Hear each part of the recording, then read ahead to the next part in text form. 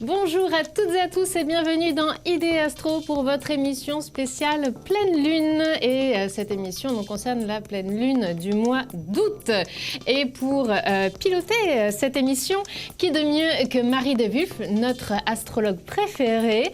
Elle est là devant vous. Bonjour Marie, comment vas-tu ? Bonjour Émilie, bonjour à vous toutes et à vous tous. Eh bien, je vais très bien, comme l'été, n'est-ce pas ? C'est toujours plus joyeux quand on a l'été. Eh bien, merci beaucoup Marie d'être aux commandes de cette émission avec moi. Ça nous fait bien plaisir de te retrouver.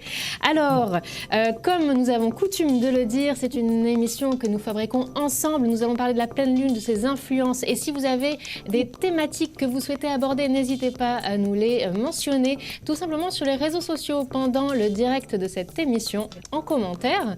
Et alors, soit on y répond tout de suite, soit lors d'une prochaine émission.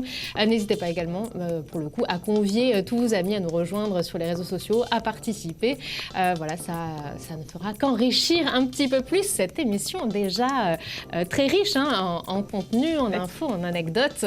Voilà, en tous les cas, ça nous fera bien plaisir de vous y retrouver. Au sommaire de cette émission, Marie. Alors, dans l'horoscope au télescope, eh bien, tout simplement, tu nous donneras les influences de cette pleine lune. Voilà, les signes qui sont impactés de manière positive, parfois un petit peu moins, un petit peu titillés, on va dire, par la pleine lune. Puis, nous ouvrirons notre dossier spécial Lune à la Une consacré à l'imaginaire romanesque de la Lune. Enfin, dans la story du jour, Marie dévoilera à Aurélie le sens caché de son rêve.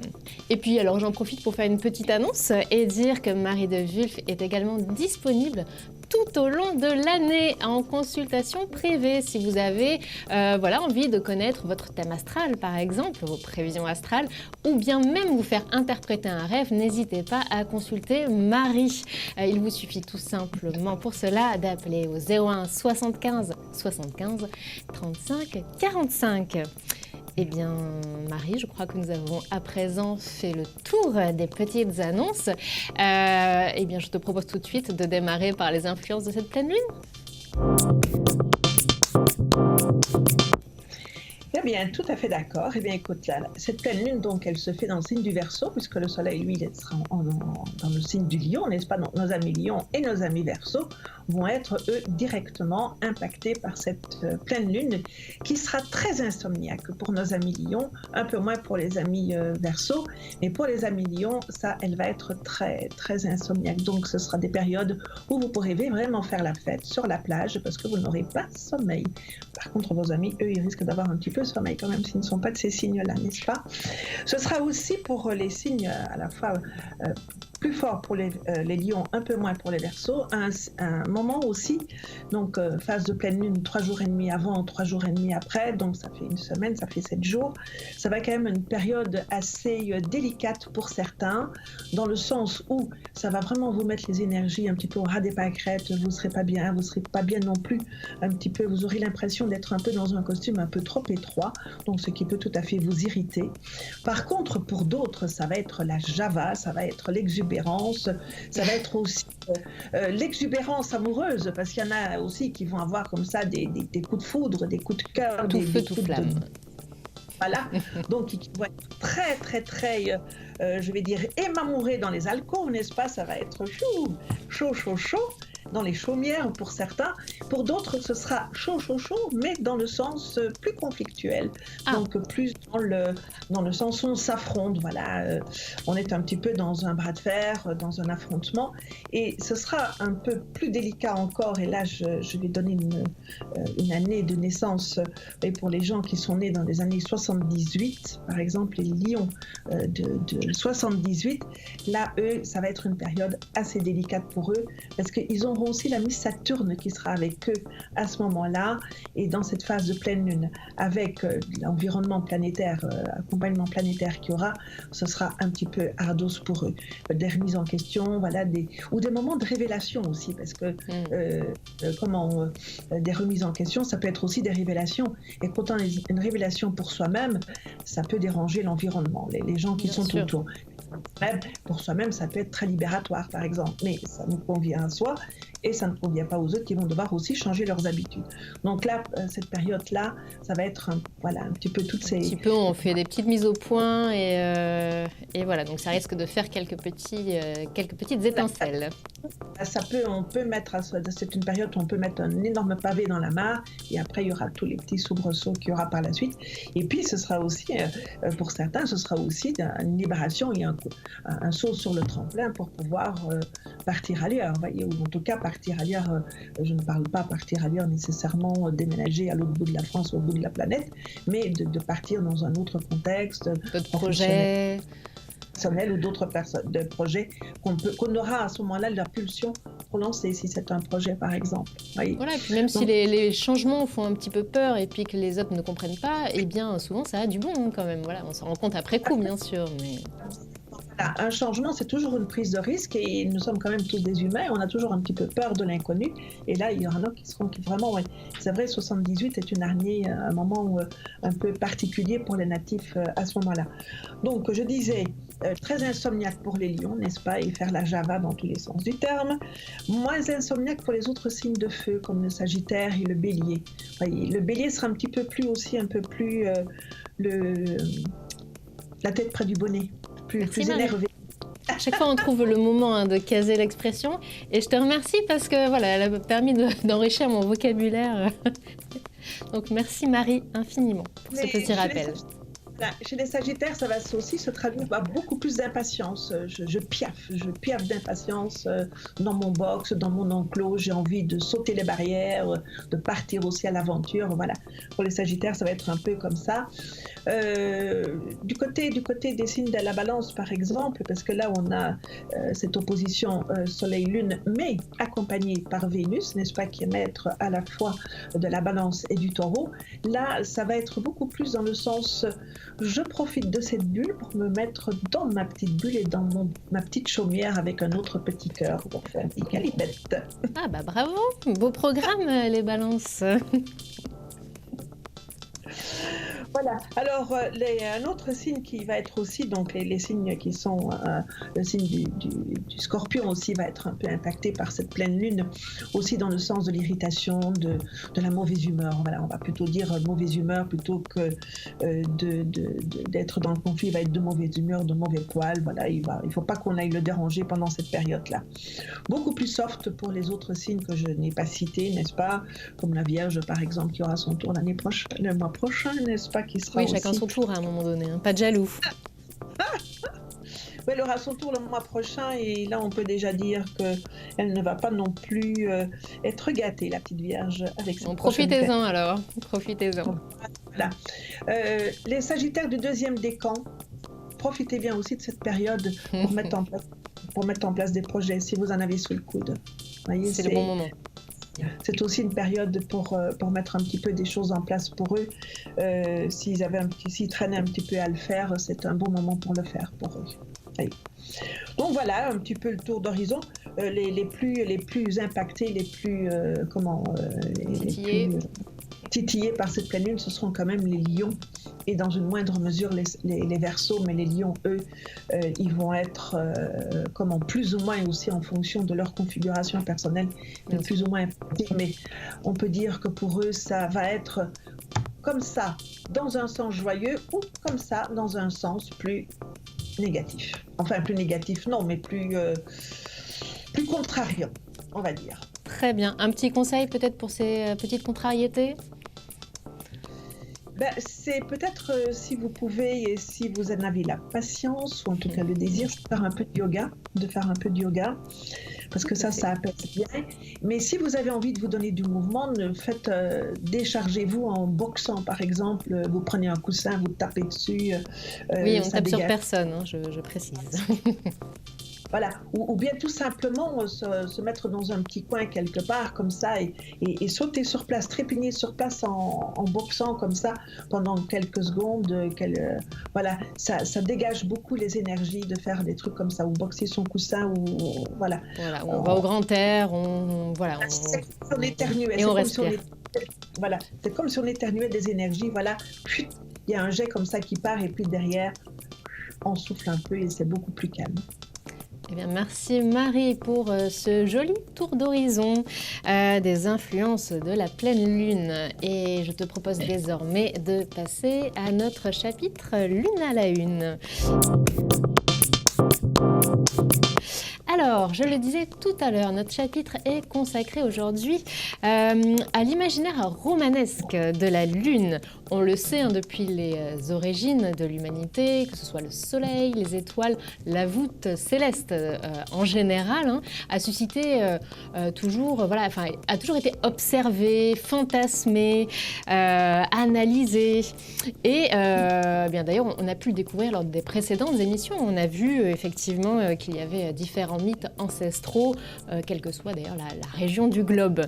Voilà, et donc si on prend le cas spécifique de la Lune, on peut dire qu'elle n'a jamais été perçue comme dangereuse, et de fait, elle a toujours stimulé l'imaginaire en fait des hommes.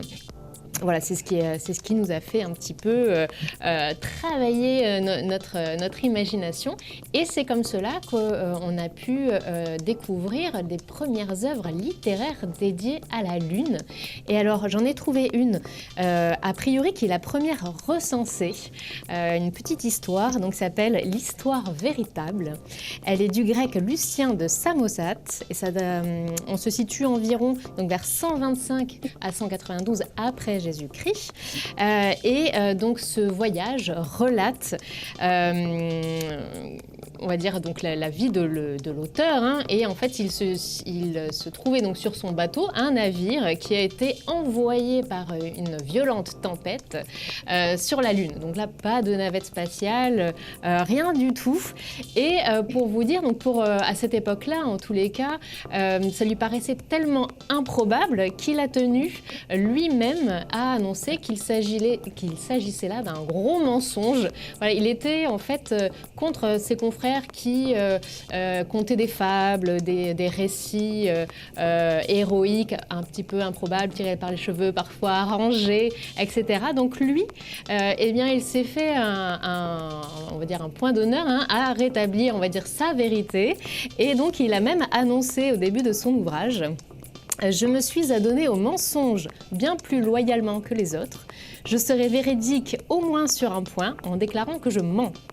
J'écris donc sur des choses que je n'ai pas vues, que je n'ai pas vécues, que je n'ai point apprises de tiers et qui en outre n'existent absolument pas et ne peuvent pas le moins du monde se produire.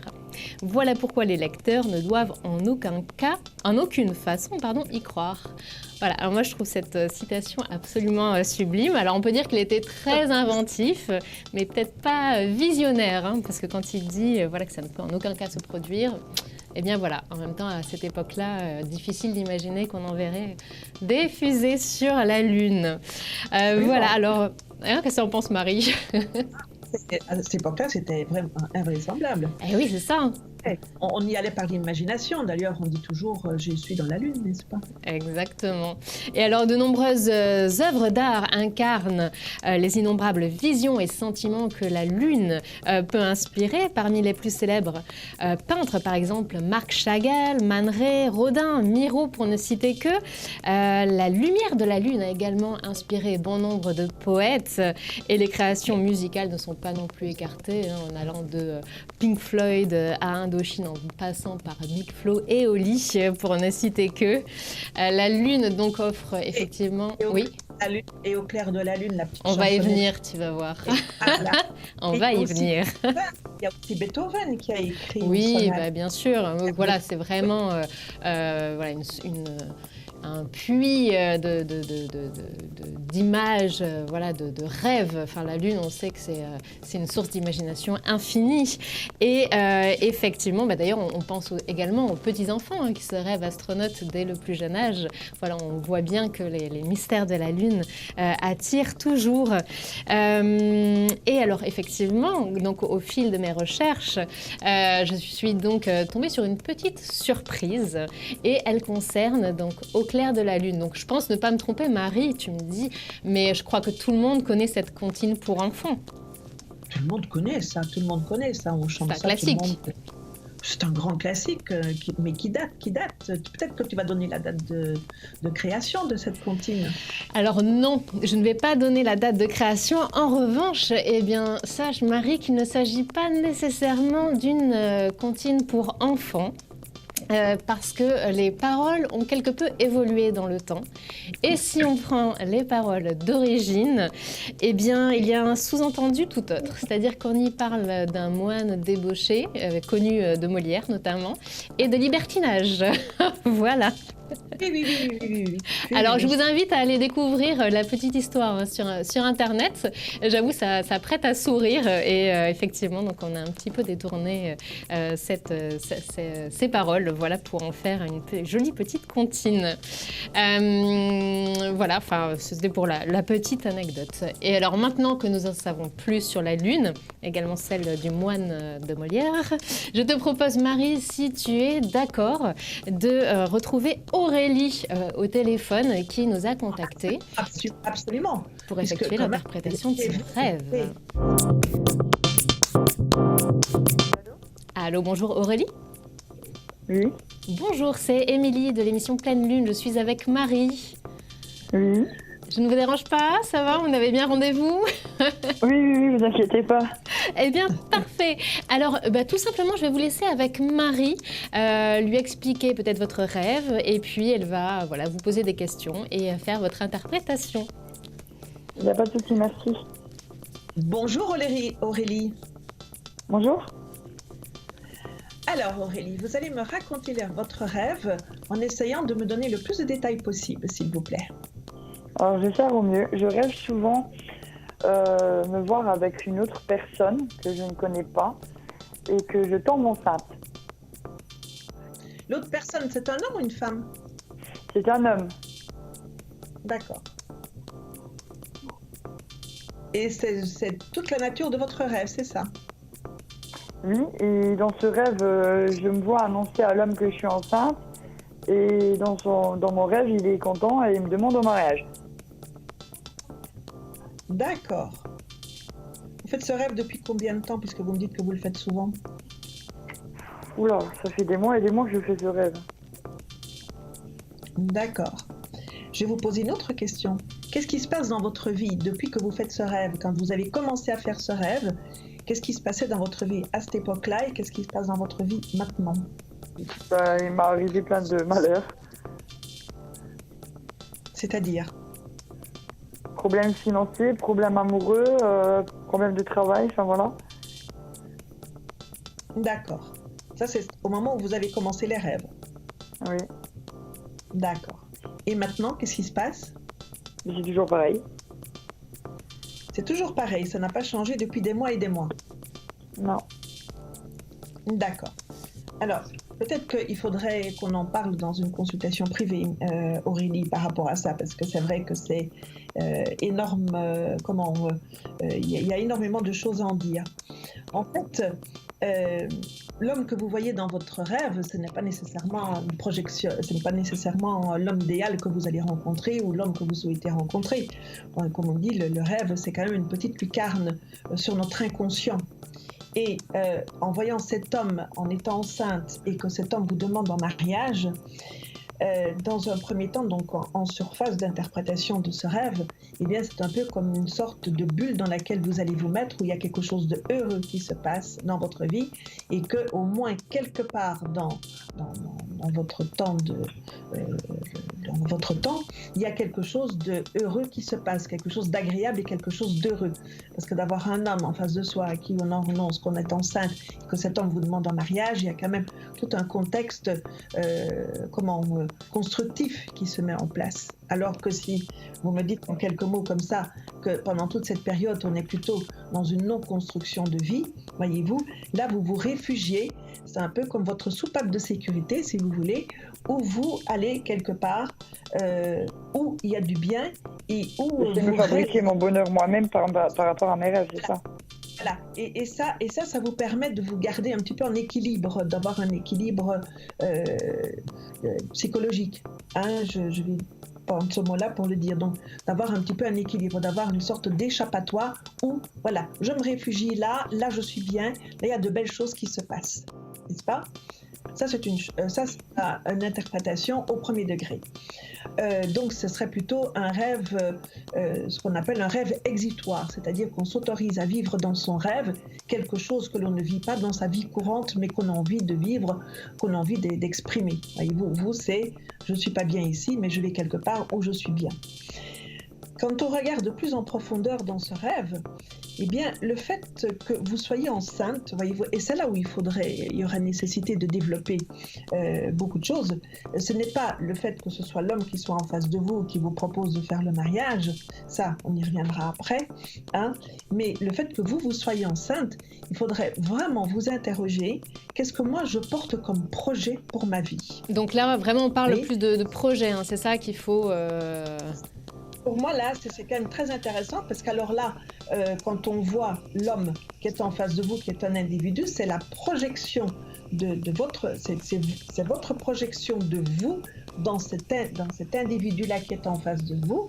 Et quand il vous demande en mariage, ça veut dire que vous avez possibilité de vous associer avec quelqu'un pour une réalisation de projet. Et là, je parlerai beaucoup plus de projets professionnels ou de projets personnels, sans parler pour autant d'un projet de mariage ou d'un projet de bébé. Voilà Aurélie. Oui. Écoutez, on vous souhaite le meilleur pour l'avenir et puis n'hésitez pas à nous tenir au courant, tout simplement, un petit message sur les réseaux sociaux.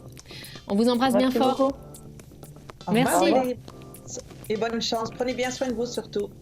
Merci beaucoup. Au revoir. Au revoir. Au revoir. Merci beaucoup Marie pour cette consultation, donc, qui, je le rappelle, était en direct. Hein, voilà, pour tous ceux qui nous suivent actuellement sur les réseaux sociaux, nous sommes en direct et Aurélie nous avait contacté, donc nous l'avons appelée. Et Marie ne connaissait rien du tout à ce rêve, elle l'a découvert là en même temps que vous. Eh bien, notre émission touche presque à sa fin. Voilà, mais avant de vous quitter, on ne va pas vous laisser comme ça. Vous le savez, on recherche comme ça à chaque fois des petits sujets concernant la Lune. Et je voulais vous parler de la face cachée, de l'autre histoire du premier pas sur la Lune. Eh bien, nous faisons un bond de 50 ans dans le temps, en 1969 précisément. Et nous allons rendre hommage à une femme de l'ombre qui s'appelle Margaret Hamilton. Margaret Hamilton donc, était une informaticienne et mathématicienne de génie et tout simplement donc c'est elle qui a permis l'alunissage à cette époque-là. Nous sommes aux prémices du code informatique. Pour tout vous dire, le mot logiciel en lui-même n'est même pas utilisé. Hein. Donc on est vraiment au tout début. Et donc elle a tout simplement permis le succès de la mission Apollo 11. Qu'est-ce qu'elle a fait? Eh bien, elle a fait en sorte que le programme, on va dire, qui permettait donc de piloter tout ça, priorise les tâches. C'est-à-dire que s'il y avait un problème, par exemple, au lieu de simplement identifier un problème, une surchauffe ou que sais-je, eh bien, plutôt que d'arrêter, en fait, on va dire, et de permettre à quelqu'un de résoudre ce problème-là, de faire passer les autres tâches prioritaires, voilà, pour tout simplement avancer dans le processus de la Lune. Et en fait, c'est effectivement ce qui s'est passé quand le module Eagle était tout près d'atterrir. En fait, il y a des alarmes qui se sont déclenchées et l'ordinateur de bord donc, était en surcharge de travail. Il ne pouvait pas traiter toutes les tâches en même temps. Et c'est là que le programme de Margaret Hamilton est entré en action et il a éliminé les priorités les plus faibles. Il a ordonné d'exécuter les plus importantes et c'est ainsi que Neil Armstrong a pu éviter le crash et se poser en douceur sur la surface de la Lune. Alors voilà, c'était un petit bond pour l'homme, un pas de géant pour l'informatique. Et alors aujourd'hui, où en sommes-nous? Parce qu'on parle de femmes et de la Lune et on s'est également intéressé aux femmes astronautes. Et effectivement, donc, il y a de nombreuses femmes qui ont été dans l'espace. La NASA compte d'ailleurs beaucoup de femmes astronautes, mais aucune d'elles n'a encore marché sur la Lune. Voilà, les missions Apollo qui ont eu lieu entre 1969 et 1972 ont toutes été réalisées par des hommes exclusivement. Et puis depuis, aucun humain n'est retourné sur la Lune, hein, donc voilà, pas de femme à ce jour. Mais vous le savez, on en a déjà parlé, la NASA prévoit de retourner sur la Lune d'ici 2028. Ils ont baptisé d'ailleurs le programme Artemis du nom de la sœur jumelle d'Apollo, voilà si ça vous dit quelque chose. Et c'est un clin d'œil donc à la féminisation de l'exploration spatiale. Des femmes qui partiront apparemment. Exactement, voilà, c'est un petit clin d'œil comme ça à la féminisation de l'exploration spatiale, puisque normalement, donc, la prochaine personne à fouler le sol lunaire sera bien une femme. Et cerise sur le gâteau, oui, Marie, tu voulais rajouter quelque chose? C'est que nous avons eu une femme astronaute ici en France. En France également, oui. Et puis alors là, il y a une sélection de 12 personnes. Hein. Enfin, elles sont présélectionnées et on va voir. Pour l'instant, on n'a pas le nom de l'heureuse élue en tous les cas. Non, je voulais dire que nous avons eu en France une femme qui est allée dans l'espace. Hein. Oui, bien sûr, bien sûr. Et faut pas l'oublier. Exactement, non, et puis on leur rend bien sûr à tout hommage et voilà, et sache aussi également Marie que normalement sur Mars, il est également prévu que la première personne à fouler le sol de Mars soit une femme, voilà, donc un petit pas pour la femme mais un grand pour l'humanité et pour le progrès. On ne peut pas dire que les hommes viennent de Mars, on pourrait dire aussi que les femmes vont sur Mars. Exactement, c'est exactement ça. Voilà, et bien écoutez, cette émission arrive désormais à son terme et nous vous donnons bien sûr rendez-vous prochainement pour une nouvelle émission spéciale Pleine Lune qui aura lieu le 14 septembre 2019. En attendant, vous avez rendez-vous avec les étoiles, donc prenez note dans votre calendrier. Les pics d'activité donc sont prévus les 18 août pour les Kappa Cygnides, le 1er septembre pour les Alpha Origides, le 9 septembre pour les Perséides de septembre. Alors si vous avez la chance d'en apercevoir, vous savez ce qu'il vous reste à faire. On fait un vœu parce que c'est comme cela qu'il se réalise. Marie, un grand merci. Merci à toi aussi, et puis merci aussi à Aurélie qui est bien venue raconter son rêve. Et puis merci à vous toutes et à vous tous de nous suivre. C'est très plaisant de vous retrouver tous les mois comme ça. Voilà, Marie, je ne peux pas dire mieux. Merci à toutes et à tous de nous avoir suivis. Et puis dans un instant, la suite de vos programmes. À bientôt. Au revoir.